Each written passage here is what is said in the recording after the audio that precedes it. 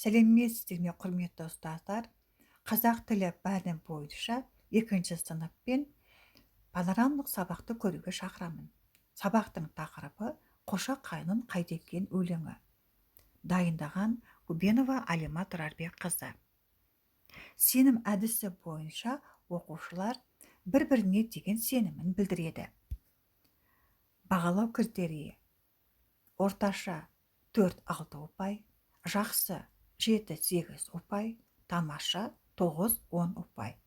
Жұптық топтық жұмыс бойынша оқушыларды бағдаршам әдісі арқылы бағалаймын. Тілдік қатынас арқылы оқушылар қазір жылдың қай мезгілі, көктем айларын ата, ауа райы қандай деген сұраққа жауап береді. Үй тапсырмасын сұрақ-жауап арқылы сұраймын, және сұраққа дұрыс жауап берген оқушылар 1 ұпайдан жинап отырады. Бұл не сұрағы? Бұл қозы, бұл құлғын, бұл бұзау, бұл лақ, бұл бота деп не сұрағына жауап береді. Келесі тапсырма бойынша оқушылар үй жануарларының төлдерін атайды. Қойдың төлі қозы, жылқының төлі құлын, сиырдың төлі бұзау, ешкінің төлі лақ, түйенің төлі бота. Даусын таны. Балалар, мынау ненің даусы? Әрине, бұл қойдың даусы.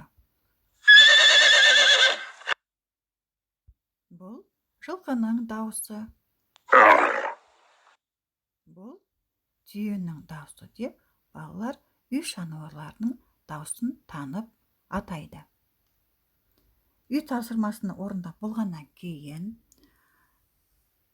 жаңа сабақтың тақырыбын болжайды.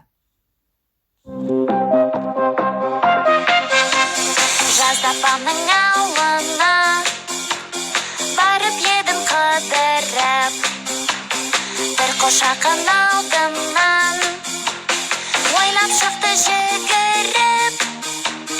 Ақ маңдайы ай мекен, шекер мекен, бал мекен, кеттім оны сағынып, қошақаным қайда екен.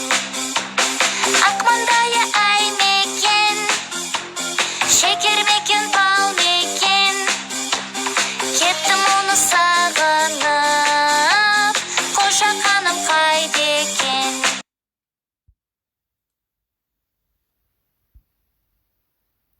Сабақтың тақырыбы Қошақаным қайда екен өлеңін жазған Асанов, әнін жазған Әсет Бесеуов деп балалармен таныстырамын. Біздің мақсатымыз бүгінгі сабақтағы тыңдалым дағдысы бойынша өлеңнің мазмұнын түсінеміз, өлеңнің мазмұны бойынша сұрақтарға жауап береміз, сөздерді буынға бөліп, буын түрін, етістіктің болымсыз түрін анықтаймыз. Балалар жаңа сөздермен танысады. Егер жаңа сөйлемді дұрыс құрастырса, өздеріне бір ұпайдан алып отырады. Жаңа сөздер: қыдыру, гулять, бал, мед, құмшекер, қант, сахарный песок, сахар, бәрібір, все равно. Бірінші тапсырма: үнтаспаны тыңдап, өлеңнің мазмұнын айт. Оқушылар үнтаспаны тыңдайды, өлеңнің мазмұнын айтады. Мазмұны дұрыс айтқан оқушылар 1 ұпайдан алып отырады. Жазда апамның ауылынан барып едім қыдырып, бір қошақтың алдынан ойнап шықты жүгіріп. Ақ маңдайы ай мекен, шекер мекен, бал мекен, кеттім оны сағынып, қошақаным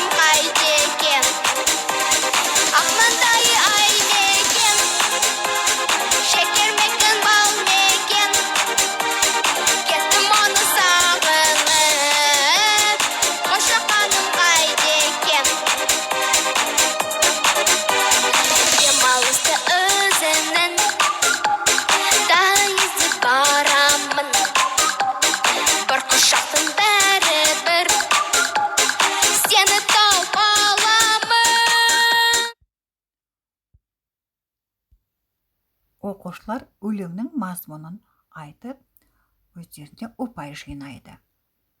Екінші тапсырма: үнтаспаны тыңдап, көп нүктенің орнына керекті сөздерді жазады. Тапсырманы дұрыс орындаса, оқушылар бір ұпайдан тағы алып отырады. Тапсырманы орындағаннан кейін балалармен бірге тексереміз. Жазда апамның ауылына барып едім қыдырып, бір қошақан алдымнан ойнап шықты жүгіріп. Ақ маңдайлы ай мекен, шекер мекен, бал мекен, кеттім оны сағынып, қошақаным қайда екен. Демалыста өзімнің талай іздеп барамын, бір қошақан бәрібір сені тауып аламын деп тапсырманы тексереміз. Үшінші тапсырма: үнтаспаны тыңдап, дұрыс сөздерді түзе. Бұл жұптық жұмыс. Дұрыс орындаған тапсырма бойынша балалар бір ұпайдан алып отырады. Ал енді балалардың орындаған жұмысын тексереміз.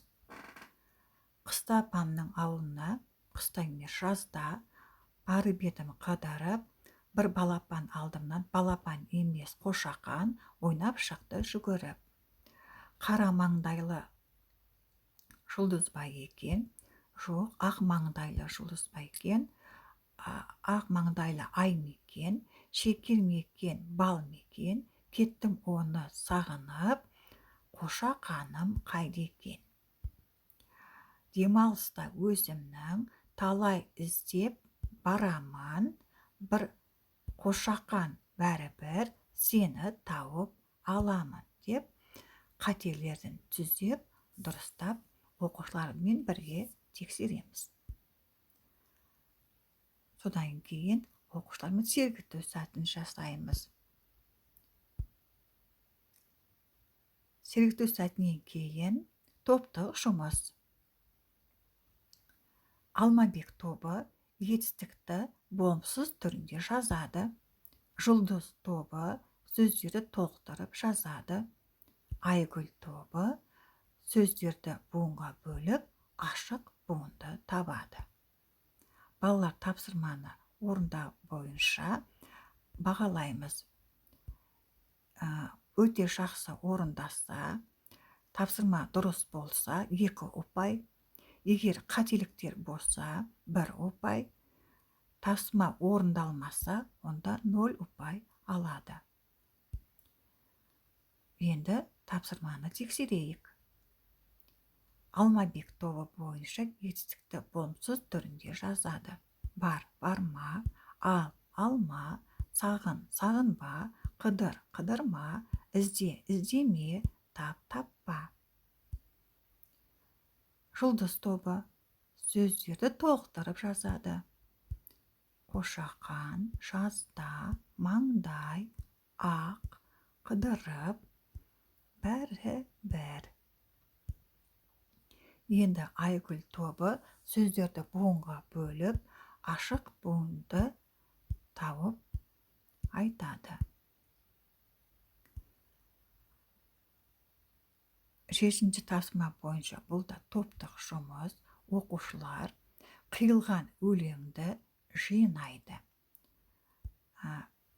Бұл тапсырма бойынша тапсырма дұрыс орындалса 2 ұпай, егер тапсырма бойынша қателіктер жіберсе 1 ұпай, егер өлеңді жинай алмаса 0 ұпай алады.